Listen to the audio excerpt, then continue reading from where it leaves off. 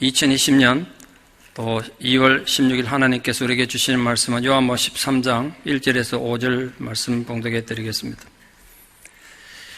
요한복음 13장 1절에서 5절입니다. 6월절 전에 예수께서 자기가 세상을 떠나 아버지께로 돌아가실 때가 이런 줄 아시고 세상에 있는 자기 사람들을 사랑하시되 끝까지 사랑하시니라. 마귀가 벌써 시몬의 아들 가룟유다의 마음에 예수를 팔려는 생각을 넣었더라.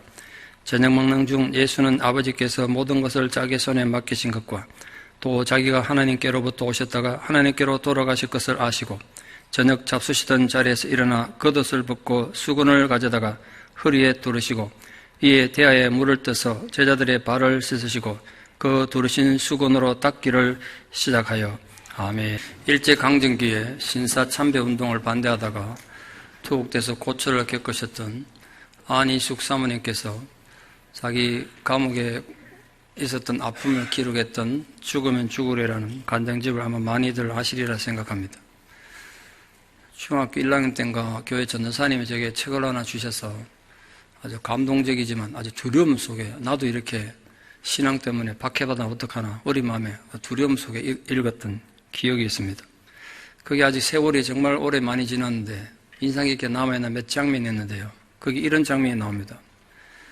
안희수 사모님께서 평양 행무소에 수감됐을 텐데 어느 날 만주 여자 한 명이 투옥됐는데 이 여자가 괴성을 지르는 바람에 잠을 잘 수 없었어요. 그 감옥에 있는 모든 사람들이. 간수들이 얼마나 두드리 패고 얼마나 그 감봉 안에 있는 사람들이 얼마나 또 괴롭혔겠어요. 그러다 미쳐 날뛰는 여자가. 그 사정을 간수한테 들어봤더니 외간 남자와 눈이 맞아가지고 자기 남편을 죽이고 토막 내가지고 압록강변에 버렸다가 거기 발각돼가지고 사형 선고받은 여자였어요. 그 재판 와중에 이제 불륜 저지른 그 남자 아이를 낳았는데 이 아이를 뺏긴 거예요. 애 뺏기고 나니까 이제 모성애는 남아있는지 거기에서 정신이 약간 돌았다는 거예요. 근데 그 얘기에도 그 안희수 사모님이 그 여자를 우리 방에 좀 넣어달라고 제가 돌보겠다고 간수에게 부탁했어요. 간수도 입장에서도 골치 아프니까 그 이감을 시켜서 안희숙 사모님 방에 넣어줬어요. 이 여자는 조선말을 못하고 사모님 만주말을 못하니까 대화가 안 되잖아요. 그래도 어쨌든 정신껏 그 여자를 주물어주고 만져주고 보살피고 여자는 계속 고함 지르고 사모님 만주어를 배워가지고 많이도 못 배워 딱 두 마디를 배웠다는데 난 당신을 참 좋아해요. 난 당신을 정말 사랑해요. 이걸 배워서 하루에도 수백 번 했대요. 그 여자에게. 그랬더니 여자가 좀 잠잠해지더니 제정신이 돌아오더라는 거예요. 그리고 이제 떠든거리고 그 여자 조스말 배우고 사모님 만주말 배우고 대화가 될 상황이 되니까 자기가 지은 죄를 고백하다는 거예요. 그리고 안희수 사모님 안내로 결국은 하나님 앞에서 자기가 죄인인 걸 고백하고 나는 죽어 마땅한 죄인입니다. 내 사형받아 마땅합니다. 그 사형을 받아들였다는 거죠. 그리고 사형당하는 날 평화로운 자세로 내 죄값을 갚고 천국에서 만납시다. 그리고 형장을 갔다는 거예요. 외간 남자와 바람나서 남편을 토막살한 죄인이라면 정말 사형을 면치 못할 악행 아니겠습니까? 세상 어디 가서 그런 악행을 이해받겠어요? 모두가 침뱉고 저주할 것입니다. 그런데 하나님은 그런 죄인조차 외면하지 않으셨습니다. 끝까지 그녀를 포기하지 않으셨습니다. 미쳐서 날뛰던 그녀에게 회개의 영을 부어주시고 자기 입으로 죄를 고백하게 하셔서 그 영혼을 구원 얻게 하셨습니다. 비록 세상에서는 끔찍한 죄인이었지만 하나님의 사랑한 딸로 하나님 품에 안기지 않았겠습니까? 오늘 우리가 다룰 주제는 주님의 그 끝없는 사랑에 대한 것입니다. 예수님은 십자가의 길을 가지 않을 수 있는 충분한 권한이 있었습니다. 본문에 이렇게 되어 있습니다. 하나님 아버지께서 모든 권한을 예수님께 맡기셨대요. 그래서 원치 않으면 십자가 안 져도 돼요. 그럼에도 불구하고 예수님은 그 십자가 죽음을 통해서 아버지께로 돌아가는 길을 선택하셨습니다. 죽음을 눈앞에 두고 군중들을 향한 마지막 설교를 지난주 하신 다음에 예수님께서는 자기 사람들을 위한 특별 교육과 또 그들을 위한 중보기도를 길게 하신 것이 요한복음 마지막 내용들입니다. 여기서 예수님께서 말씀하신 자기 사람들이란 예수님 택하신 제자들을 말합니다. 그런데 예수님께서 선택하신 제자들은 그때도 마찬가지 지금의 기준으로 봐도 사회적으로 인정받기 무척 힘든 사람들입니다. 어떤 이들은 정말 냄새나는 무식한 어부들이었고 또 야고보와 요한은 아버지가 어부의 아들들이었습니다. 거기에 또 시몬이라 등장하는 사람은 당시 유대인들에게 테러리스트라고 손가락질 받던 열심당원이었고 마태는 동족들에게 매국노라 손가락질 받던 세리 출신입니다. 무엇보다 그 제자들 중에 나중에 예수를 배신하고 팔아먹을 가룟 유다까지 끼어 있었다는 사실은 정말 놀라운 일이죠. 예수님이 가룟 유다가 자신을 배신할 걸 몰라가지고 뒤통수 맞은 겁니까? 모르고 뽑았습니까? 성경의 문맥을 보면 결코 그게 아니었습니다. 알면서도 뽑으셨어요. 만약 예수님께서 요즘 회사에서 직원 뽑듯이 무슨 스펙이나 학력이나 가문을 뽑고 제자들 뽑았다면 그 12제자들과는 비교도 안 되는 훨씬 실력 있는 자들을 제자로 뽑지 않았겠습니까? 예수님은 예수님에게 늘 실망에 남겨주고 아무런 도움이 되지 않는 인생의 패배자들로 제자를 부르셨어요. 그리고 한 번도 그들에 대한 사랑을 멈추지 않으시고 끝까지 사랑하셨습니다. 심지어 배신자 가룟 유다까지도. 예수님이 제자들을 끝까지 사랑하셨다는 말은 뭐 여러 가지 해석이 가능하겠습니다만 예수님께서 십자가에서 숨을 거두는 그 마지막 순간까지 뭐 이런 뜻으로 해석이 되고 예수님께서 인생의 마지막을 맞이해서 할 수 있는 최선을 다하여 제자들을 사랑했다. 뭐 이렇게도 해석이 되겠습니다. 어쨌든 십자가의 죽음을 목전에 둔 상황에서 예수님이 할 수 있는 모든 것을 다 동원해서 최선을 다해 끝까지 사랑하셨다는 이 말씀이 가슴 뭉클한 감동이 있지 않습니까? 전 지난 한 주간 통독 사경하면서 정말 힘들었습니다만 성도님들 성경 읽혀놓고 저는 목양실 가서 이 본문 들고 설교 준비하면서 굉장히 은혜 받았어요. 끝까지 우리를 사랑하셨구나. 예수님께서 제자들을 끝까지 사랑하셨다는 말씀을 읽을 때마다 그 사랑은 바로 우리를 향해서도 여전히 작동되고 있음을 제가 강하게 느끼지 않을 수 없었습니다. 그 사랑에 감사하지 않을 수 없었던 거죠. 여러분은 예수님께서 끝까지 여러분을 사랑해 주신 그런 경험 있습니까?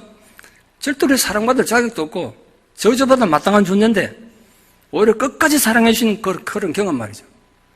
사실 우리가 조금만 눈을 돌려보면 주님 사랑 아닌 것이 없죠. 제가 우리 교회 부임한 지 어느덧 만 14년이 됐는데요. 최근에 지난 14년간 주부를 볼 일이 있어서 그거 보다가 세상 깨달았어요. 또 잊고 있다가 또 깨달은 주부 보다가 14년째 주부를 쫙 보느라 꽤 시간이 걸렸는데 제가 우리 교회 부임했을 때 그거 보니까 100여 명밖에 안 되더라고요, 교인들이. 교회는 계속되는 분쟁으로 안 좋은 소문이 너무 나가 있어가지고 전도는 힘들겠구나. 뭐 총회 안에다 소문 나 있고 뭐 동부 집회 갈 때 동부서 다 알고 이렇더라고요. 우리 교회. 야, 교회가 힘들겠구나. 교회가 빚을 지고 있었는데 그 주부에 보니까 헌금 나온 걸 이렇게 보니까 야, 진짜 한 달이 긴장의 연속이었어요. 지금 우리 오늘도 주부 내 봤는데 이 헌금이 한 3분의 1, 4분의 1밖에 안 되더라고요. 근데 그걸 보다가 내가 문득 또 느낀 게 1년 만에 교인이 3배가 됐더라고요, 보니까. 헌금도 자연히 3배가 늘었더라고요. 누구도 그런 거 기대하지 못하고 상상하지 못했습니다. 저도 전혀 기대하지 못했어요. 진짜 1%도 기대 못했어요. 이렇게 교회가 부정적으로 소문나는데 어떻게 교인이 오겠나? 그렇게 생각했죠. 대외적으로는 교회가 여전히 악명이 높은데 어떻게 그런 일이 가능했을까? 이걸 다시 생각했습니다. 아무리 생각해도 이유는 단 하나입니다. 주님께서 우리를 끝까지 사랑해 주신 은혜 때문이었습니다. 끝까지 우리를 사랑해 주신 주님의 그 사랑으로 이제는 말이죠. 나가면 이 얘기 제가 참 많이 들어요. 역시 세카람 단위 장로교회 답군요. 이 얘기를 많이 들어요. 그런 칭찬 듣는 교회가 됐어요. 우리가 그걸 모르면 배은망덕한 보따리 장수 되는 거죠. 물에 빠진 인간 기껏 살려놨더니 지 보따리 내놔로 악을 쓰는 그런 악한 존재가 되면 안 되는 거 아니겠습니까? 감사를 잊지 않아야 또 다른 은혜를 누릴 수 있는 법입니다. 오늘 주님께서 제자들을 끝까지 사랑하시는 분이라고 말씀하셨어요. 바로 그 사랑이 우리를 하여금 이 세상을 살아갈 수 있는 출발점이고 힘의 원동력인 것입니다. 타락한 인간은 사랑으로 살 수가 없습니다. 어떻게 우리가 사랑으로 살겠습니까? 세상에서 말하는 사랑으로 열심히 살아봤자 최종 도착지는 결국 인간의 이기적인 탐욕뿐이더라고요. 그러나 주님의 사랑을 깨달았던 사람들은 모두 희생적인 사랑으로 살았어요. 주님께서 희생적인 사랑으로 나를 사랑했다는 걸 잘 알고 있기 때문에 그렇습니다. 그래서 여러분, 우리 그리스도인의 가장 중요한 특징이 뭔지 아십니까? 무슨 기적을 행하거나 대단한 사역하는 데 있지 않습니다. 우리를 끝까지 포기하지 않으시고 끝까지 사랑해 주신 주님의 그 사랑을 내 안에 품고 사는 사람들, 그게 바로 그리스도인들입니다.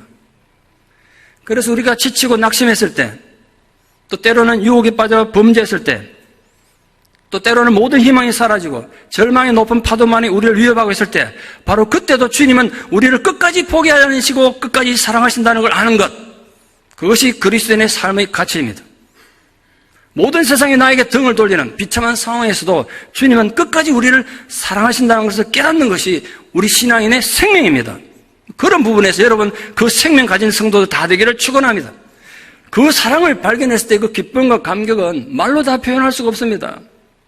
그 주님의 엄청난 사랑이 우리를 다시 일어서게 하고 소망을 가지게 하고 우리를 변화시켜 놓는 것입니다.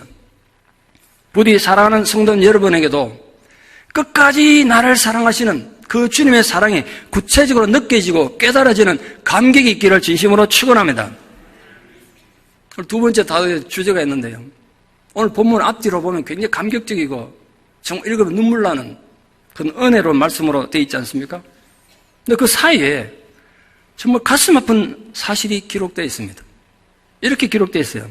마귀가 시몬의 아들 가룟 유다의 마음에 예수 팔 생각을 넣었더라. 답답한 얘기 아닙니까? 하나님은 어떤 사람에게는 더 많은 은혜를 보여주시고 어떤 사람에게는 은혜를 안 보여주시는 것처럼 보입니다. 그런 건 결코 하나님이 인간을 편하기 때문에 아니에요. 지난 통독사경에 있던 누가 또 제게 질문하던데, 하나님이 에서는 미워하시고 야곱은 사랑하시다. 이거 불공평한 거 아닙니까? 에서가 뭐 잘못했습니까? 이렇게 질문하더라고요. 제가 물어보겠습니다. 에서는 착하고 신함성도 아주 좋았는데 하나님께서 심술 꾸짖으셔서 에서를 저주한 겁니까? 그래서 에서는 너무 억울합니까? 결코 아니에요. 성경에 기록은 없지만 에서의 인격 자체가 심각한 문제가 있었다는 걸 전제하는 거예요.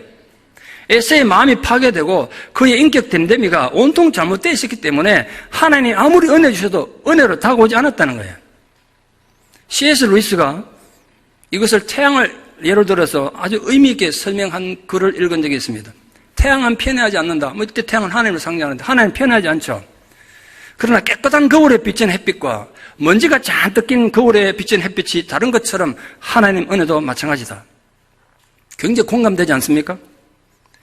결국 사람의 영혼이 깨끗하고 밝지 못하면 하나님 은혜와 사랑이 아무리 부어져도 그 사랑이 희미하게 느껴져.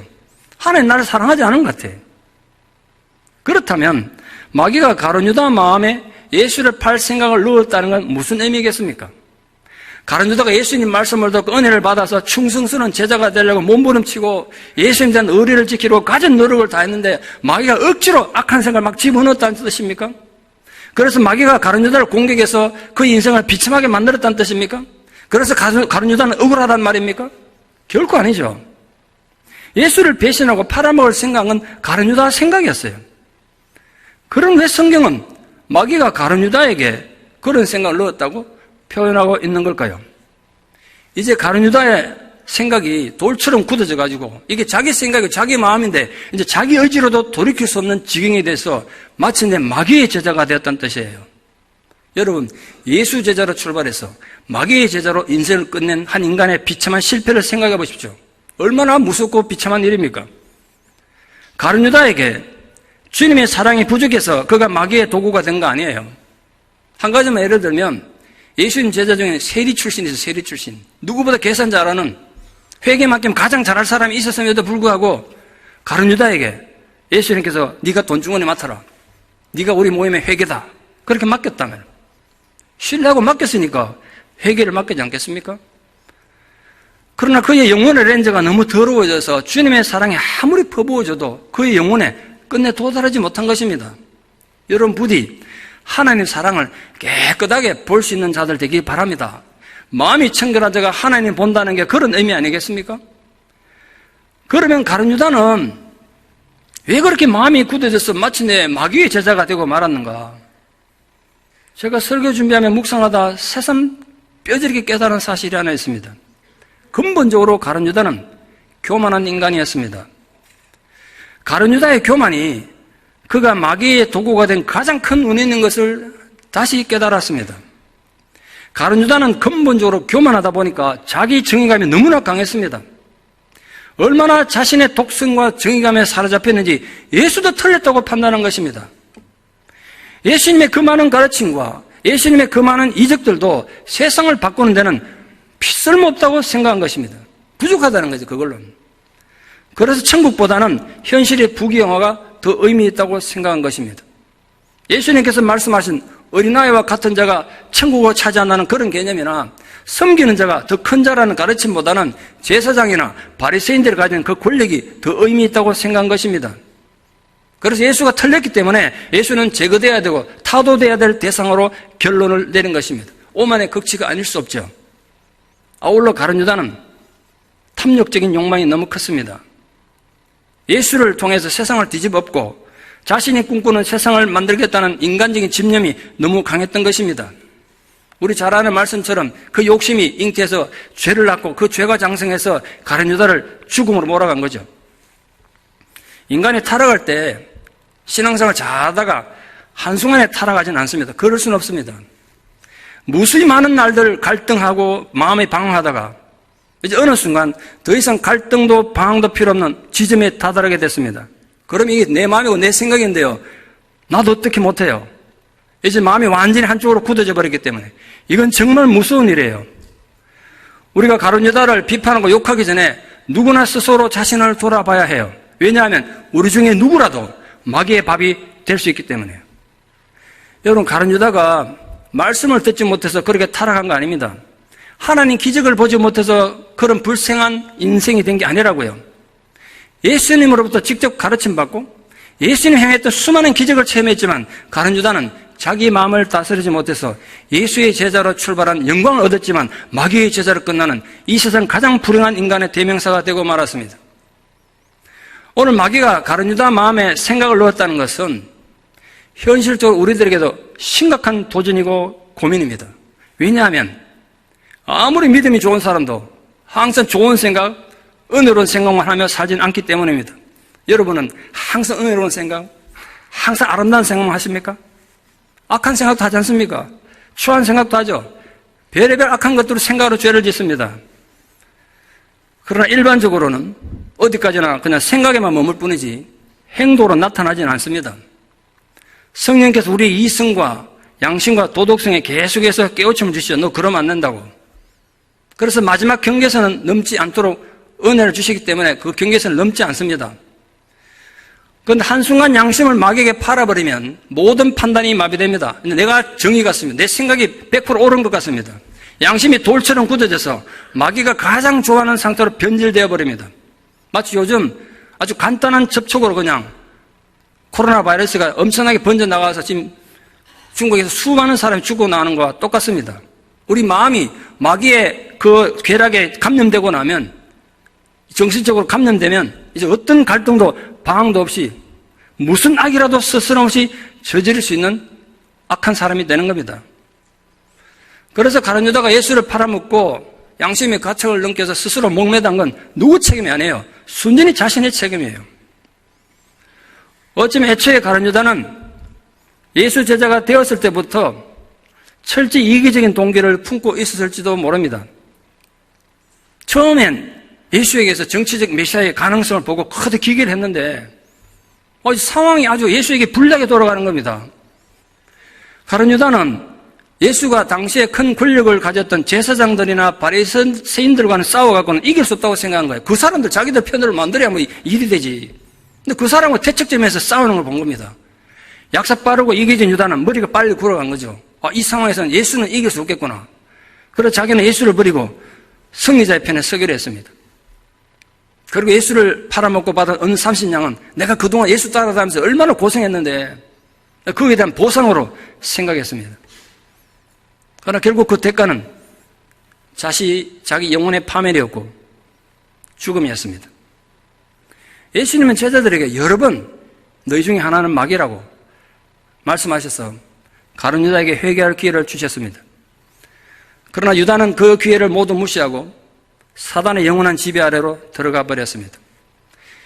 여러분, 우리가 하나님 일을 하면서 정말 착각하시면 안 되는, 그런데 너무나 많이 착각하는 문제가 하나 있는데요. 지금도 많은 성도들이 거기서 오해도 하고 시험도 들고 힘들어하세요. 하나님의 사역에는 성령의 역사만 있는 게 아니에요. 그런데 거기서 많이 착각해. 내가 지금 하나님 일을 하는데, 하나님 위해서 일하는데 왜 어려움이 있냐, 이거 아니에요. 하나님의 사역에는 마귀 역사가 함께 있어요. 이걸 아셔야 돼요. 예를 들어서 시골의 잔치집에서 음식을 잔뜩 준비했는데 귀한 손님이 오는 게 아니라 온 동네 똥파리 다 몰려드는 거 똑같아요. 마찬가지로 하나님 사역에도 마귀가 득세를 해요. 그렇다고 여러분 마귀를 나쁘다고 비판하시면 안 돼요. 왜냐하면 그게 마귀 할 일이니까. 하나님 일을 방해하는 것이 마귀 일이기 때문에 마귀는 자기 입장에서 최선을 다해서 자기 임무를 다하는 것 뿐이니까 성실하게 지금 하나님 방해하는 거니까 마귀 비판하는 건 무의미해요. 그래서 마귀는 아주 간교하고 아주 치밀합니다. 그리고 굉장히 부지런하고 지배해요. 그러니까 우리가 게으르면요, 마귀한테 늘 당할 수밖에 없는 게 마귀는 우리보다 훨씬 부지런해요. 지금 마귀는 예수 12제자 중에 누구를 건드리면 자기 밥이 될 것인가, 누구의 마음을 사냥하면 좋을까, 그걸 노리고 있습니다. 생각해 보십시오. 다른 사람도 아니고 예수 제자 중에 한 명이 만약 예수를 배반하고 팔아먹는다면 이때까지 예수님이 전한 그 복음이, 그 진리가 얼마나 웃음거리가 되겠습니까? 제사장 100명이 비판하고 바리새인 1000명이 예수를 비판한 것보다 그 충격은 훨씬 클 수밖에 없어요. 왜냐하면 예수님이 3년간이나 동고동락하면서 가르친 그 제자도 믿지 않는 제자를, 그 진리를 누가 믿겠냐? 그 제자도 믿지 않는 진리를 누가 믿겠냐 이거지. 예수의 가르침이 얼마나 엉터리였으면 그 제자조차 믿지 않았겠는가? 게다가 그 제자라고 훈련받은 자가 그 스승을 팔아먹었겠는가? 야비한 마귀는 그런 것을 계산해놓고 치밀하게 계획한 것입니다. 그 마귀 계략에 가룟 유다가 걸려든 겁니다. 마귀는 속으로 쾌재라 환호하고 박수를 쳤을 것입니다. 너무나 완벽하게 자신의 계획이 성공했기 때문입니다.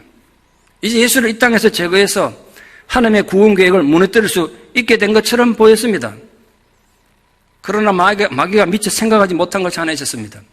가룟 유다의 배신을 통해서 오히려 하나님의 계획과 뜻이 이루어진다는 것. 때로는 하나님께서는 하늘의 뜻을 이루기 위해서 악한 자도 도구로 사용한다는 사실, 마귀는 미처 그건 몰랐습니다.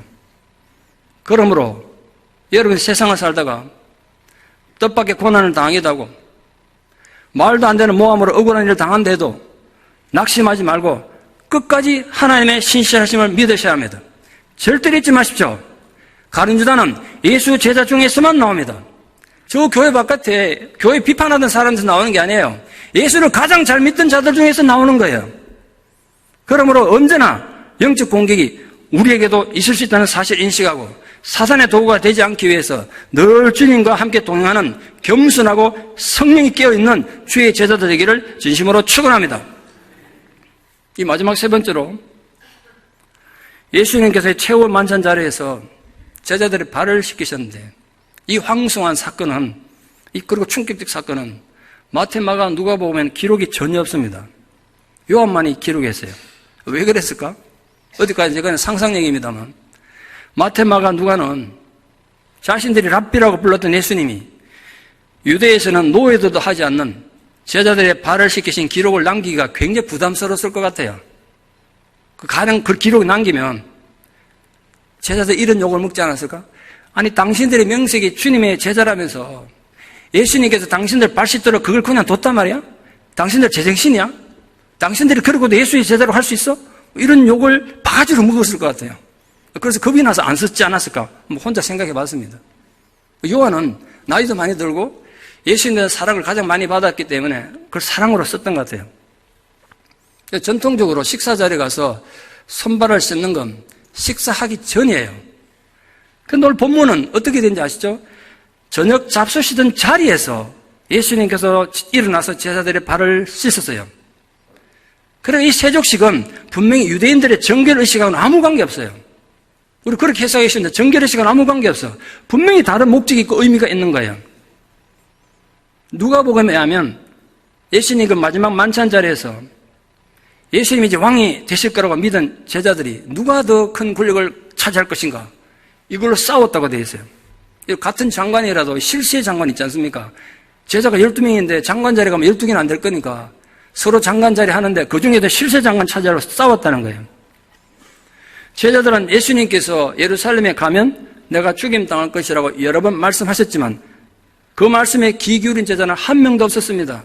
그것은 그들이 듣고 싶은 말씀이 아니었기 때문입니다.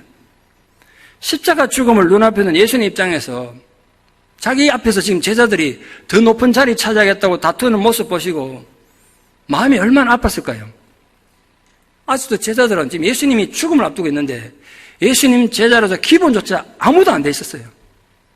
그래서 예수님은 천국에서 진짜 큰 자가 어떤 자인지를 제자들에게 가르쳐 주시기 위해서 친히 몸으로 설계하신 거예요. 몸으로. 말로 해서 안 들으니까. 그러므로 오늘 예수님이 제자들의 발을 씻기신 것은 뭐 제자들 발이 더럽고 냄새나서가 아니에요. 제자도에 대한 가르침 때문이었습니다. 예수의 제자되면 결코 권력이 아닙니다. 섬김이고 자기 버림입니다. 예수님은 진정한 기독교 정신이 어디 있는지 몸으로 보여주신 것입니다. 기독교는 자기 자신을 종의 자리까지 낮추고 버리는 데 있습니다. 그런데 이걸 이해하지 못한 많은 사람들이 교회에서조차 자신이 대단한 권력을 가진 것처럼 권위의식에 처져 있습니다. 또 어떤 사람들은 자기를 인정해 주지 않는다고 막 시험에 들어요. 내가 대단한 실력자인데 왜 나를 알아주지 않느냐고 소리 지릅니다. 기독교는 자기를 내세우고 요구하는 종교가 결코 아니에요. 주님 앞에서 어느 누가 자기 권리를 요구할 수 있습니까? 우리가 무슨 자격으로 권리를 요구합니까? 단지 자신을 종의 자리에 내던져서 하나님의 사랑을 실천할 뿐입니다. 먼지된 자가 나중된 자를 섬기는 이 지상의 유일한 공동체가 바로 교회입니다. 여러분 회사에서 과장이 대리를 섬깁니까? 부장이 대리를 섬기냐고? 아니에요. 교회만은 거꾸로 됐단 말이에요. 그게 복음의 정신이기 때문입니다. 예수님은 제자들에게 그리고 오늘 우리들에게 그 종의 자세를 가르쳐 주시기 위해서 손수 모범을 보이신 것입니다. 예수님 옷을 벗으시고 수건을 허리에 둘렀다는 건 허리에 둘렀다는 게 머리부터 어깨부터 이렇게 둘렀다는 뜻이에요. 종들이 일할 때 수건을 두르는 그런 자세를 갖췄다는 뜻입니다. 유대인들은 종들조차 하지 않는 사람들이 깔보는 비천한 자세입니다. 예수님은 그 자세로 식사하시다 말고 일어나서 이제 곧 자신을 부정하고 다 도망가버릴 의리 없는 제자들 앞에 무릎 꿇고 진정한 위대함이란 남의 발을 씻는 것이다. 그걸 몸으로 보여주신 것입니다. 예수님은 마귀 제자가 돼서 자신을 팔아먹을 가룟 유다 발도 씻어주셨을까요? 물론입니다. 예수님은 자신을 배반하기로 마음이 굳은 가룟 유다의 사악한 마음을 아시면서도 그의 발을 씻기셨어요. 유다에게 회개할 수 있는 마지막 기회를 주신 것입니다. 예수님은 정말 끝까지 그런 악한 죄인까지도 사랑하셨어요. 예수님은 모든 걸 다 아셨지만 가룟 유다 멱살 붙잡고 너 왜 내 팔아먹으려고 그래? 인간이 어떻게 그럴 수 있어? 내가 지난 3년 동안 너에게 어떻게 했는데? 그렇게 직접적으로 말하지 않으면 아무것도 모른다고 생각한 겁니다. 가룟 유다는. 예수님 자기한테 말 안 하니까 뻔뻔스럽게 행동한 겁니다. 인간이 교만하면 자기 확신의 함정에 빠져서 누구나 그런 어리석은 짓을 할 수 있습니다. 예수님의 의도를 이해하지 못하고 그 마지막 기회조차 거부했던 가룟 유다의 악함은 도를 넘은 것입니다. 난주도의 성자로 불리는 황강은 목사님을 혹시 아십니까? 6.25 전쟁의 배고픔과 상처가 고스란히 남아있던 1953년 난주도 그 쓰레기장이잖아요. 거기 쓰레기 중간에 돌아다니는 고아들, 그런 어린아이들을 모아가지고 사랑의 공동체를 이루었습니다.